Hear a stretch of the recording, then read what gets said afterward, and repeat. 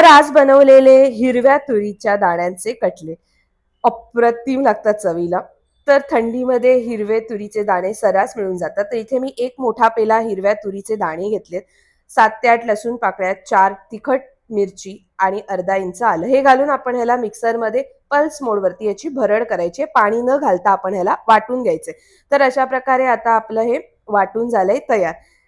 तर आता इथे मी बघा हे कसं एकदम असं भरड केलंय. पाणी न घालता याला असं वाटून घेतलं. आता छोट्या कढईमध्ये अर्धा चमचा तेल घालायचे. कमीत कमी तेल घालायचं आणि त्याच्यामध्ये आपण जे वाटून घेतलंय ते घालायचं आणि परतवून घ्यायचं. कारण तुरीच्या दाण्याला थोडासा उग्रसा वास असतो. तो असा परतला की त्याचा वास निघून जातो.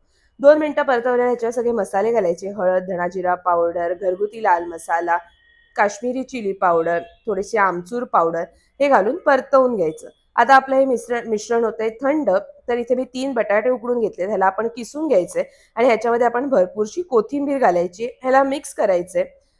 तर आता इथे मी जवळ एक मूठ भरून कोथिंबीर घातली आणि आता जे आपण सारण बनवलेलं ते झालंय थंड. ह्याला मिक्स करायचं आणि आता आपण ह्याचे पॅटीस करायला तयार. तर आता ह्याला घोळवण्यासाठी इथे आपण रवा आणि तांदळाचं पीठ वापरतोय. आपण गव्हाचं पीठ पण वापरू शकतो. नुसता रवाही वापरू शकतो. जे आपल्याला हवं ते. मग आता ह्याचे छोटे-छोटे गोळे करायचे. आता ज्या आकारात आपल्याला पाहिजे त्या करायच्या. इथे मी गोल करते आणि मग आपण त्या तयार रव्याच्या मध्ये घोळवून घ्यायचं.